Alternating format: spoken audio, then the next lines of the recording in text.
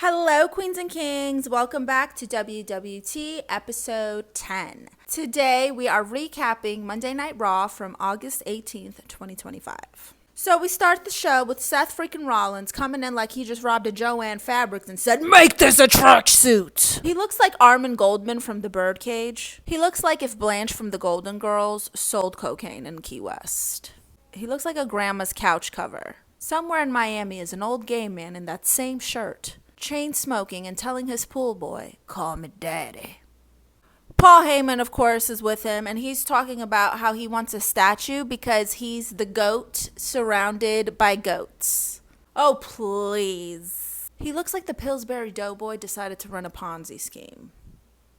He's giving Michelin Man went into witness protection.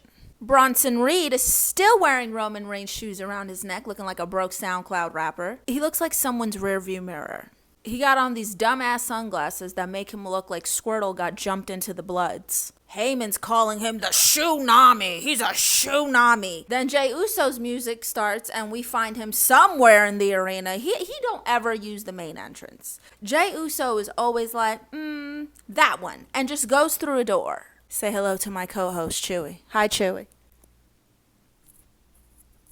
Jey Uso is just standing there, basically saying nothing for like 3 minutes. He's got kids in the audience yeeting Seth Rollins like it's Fortnite. He's talking smack from like 500 feet away, like every guy on an Xbox Live. Meanwhile, Seth Rollins is stirring the pot. He's telling Bron Breakker, "Jey Uso said your family's a bunch of fat asses. Your uncle's a moron." Like, sir, he said none of that. We saw it all. Of course, Bron Breakker's dumbass gets riled up like when a dog sees a mailman. Jay's over there blinking more than a prostitute on Molly like, he looks like me when I'm having a vertigo attack. He's like, "Huh, Oos? I didn't say that, Oos." You know what I mean? Like, Jey Uso's like confused by it.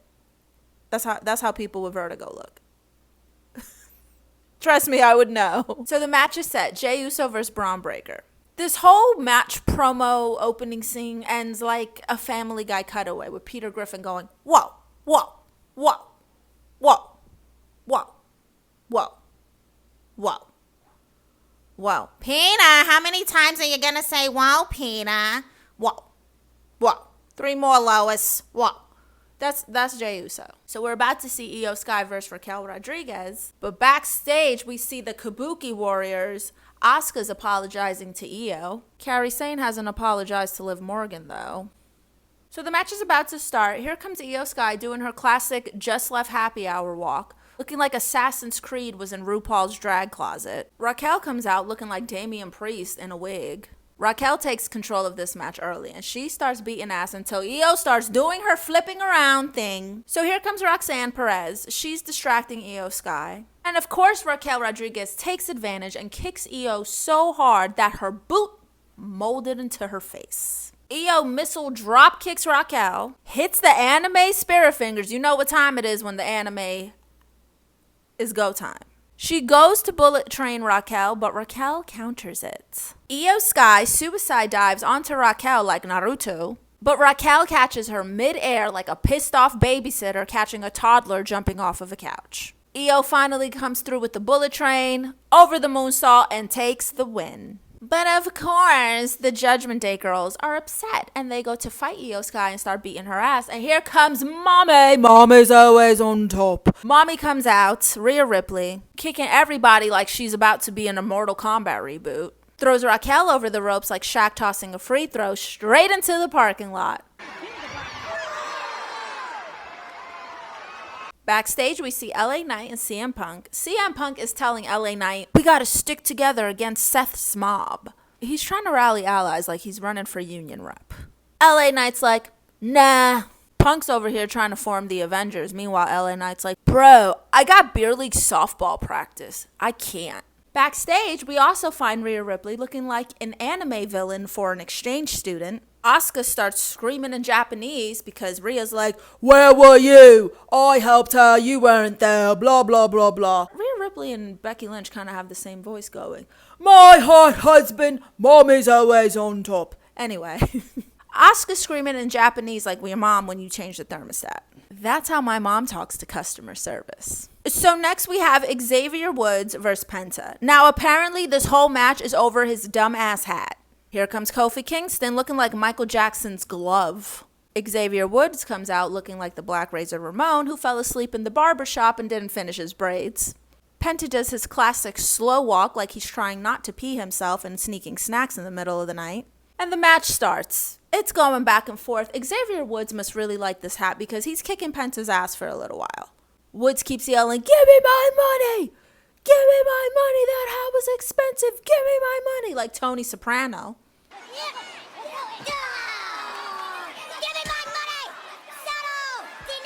Penta flies off the tippy top of the rope like the Mexican Millennium Falcon and wipes the New Day out. But Xavier Woods really must love this hat because somehow he suplexes Penta like he's tossing pizza dough. But Penta hits with the Destroyer and wins. And Xavier Woods' hat is officially in the Hall of Fame. Our next match is the Judgment Day guys versus Mr. Iguana and Dragon Lee. So this is Mr. Iguana's Raw debut. This match just screams swingers party. JD's head looks like Beavis cosplaying as Butthead. Mr. Iguana looks like a bad acid trip as Finn Bálor is beating his ass. Mr. Iguana starts shedding. Suddenly, Laesca, a puppet iguana, saves him. This man really brought a Build-A-Bear to fight Finn Bálor.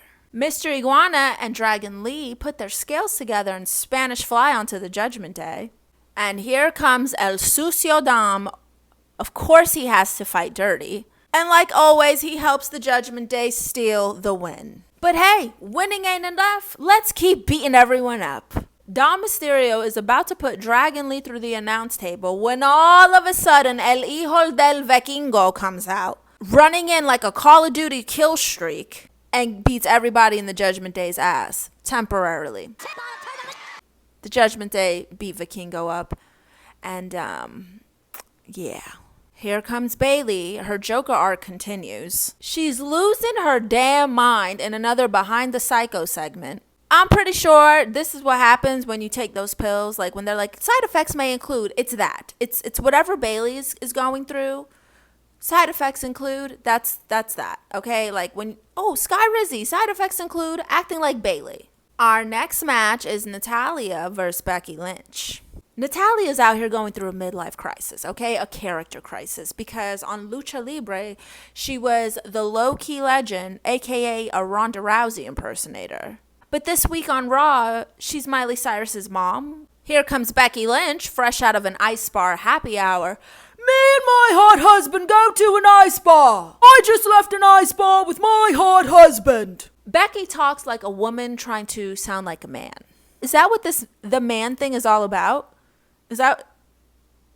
Meanwhile, the announcer, Alicia Taylor, is over here looking like Coolio has pronouns. She looks like Medusa's going to dinner with the girls. So the match is starting. And you know what? Natalya always has something to prove, and that's why she's so good. Becky Lynch does exactly what she said she was going to do and whoops Natalya's ass. She hurt Natalya's shoulder pretty bad and then puts her in an armbar. But Natalya's smart and somehow can counter and get out of it, and she starts kicking Becky Lynch's ass for a little while. I don't know how because her forearm is gone. It's gone. Where is it? Becky keeps going for Natalya's bad shoulder until it looks like uncooked chicken. Becky got Natalya thinking, this could be my last match. Becky got her in the armbar. Natalya taps out. Becky takes the win, but it ain't enough. Becky then decides to assault Maxine for fun. And here comes Nikki Bella. You can look, but you can't touch. Busting your ass to the stars above. Nikki Bella comes out like a mom who's like, I heard what your son said about my son. And Rack Attack 2.0 Becky. Stage we find Sheamus looking like a guy who fixes watches in the 1880s. Here comes Rusev. They see each other and it's like, it's on sight. They instantly go at each other's necks. Then we see CM Punk. He's really trying to rally the troops over here, telling Jey Uso, hey, I got your back. Jey Uso's like, nah, I'm good, bro. Not tonight. So then here comes Naomi looking like a crime scene in a burlesque club. He's already crying, and we know pregnant women get emotional. And so it's confirmed that her and Jimmy Uso are having a baby. The crowd is so happy for her. They don't even care that she's supposed to be a heel right now. Adam Pearce comes out like, well, Naomi, we're so happy for you. And she like, you ain't getting this back. I ain't giving the title back. Y'all got 9 months and change for you hoes to figure it out. Basically is implying that once she has this baby, she'll be immediately clocking in from the hospital. I'm pretty sure that this is the first time maternity leave has been booked as a storyline. It's main event time. Jey Uso and Bron Breakker. Jey Uso comes out looking like a meth head outside of a Circle K, pushing this shopping cart of like trash cans and weapons and bats and kendo sticks and all kinds of stuff.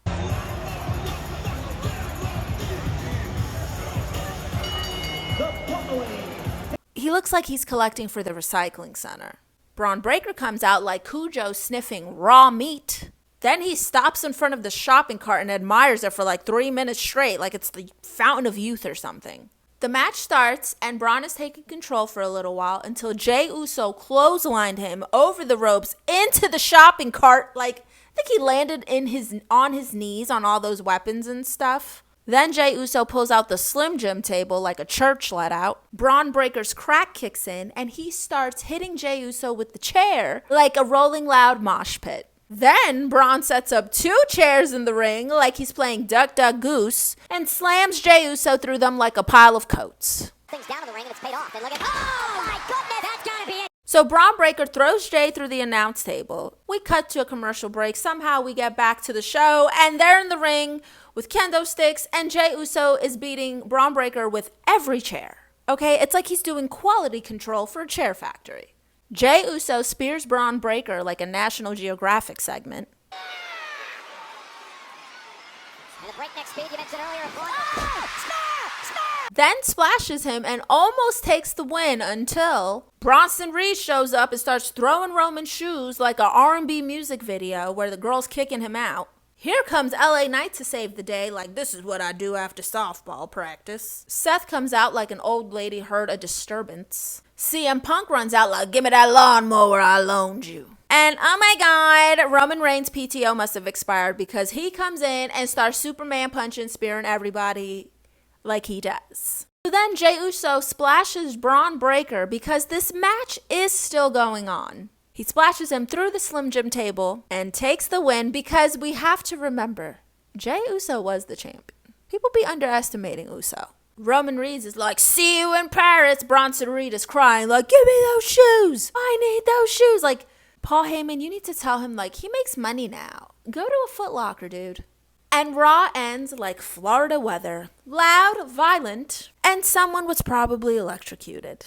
What did we learn? Seth Rollins looks like an abuela's couch. Paul Heyman is like Mr. Potato Head if he was a villain. For some reason, Bronson Reed thinks shoes belong on your neck and not your feet. Xavier Woods loves his hat more than his tag team. Bayley's Joker arc is sponsored by Sky Rizzy. Naomi is the first pregnancy storyline. And Roman Reigns' PTO ran out. Thank you guys so much for watching. If you enjoy wrestling as much as I do, make sure to subscribe, turn on your notifications, hit the bell, leave a comment, like, and share it, love it. Click the link in my profile for all my social links and my merch. Bye!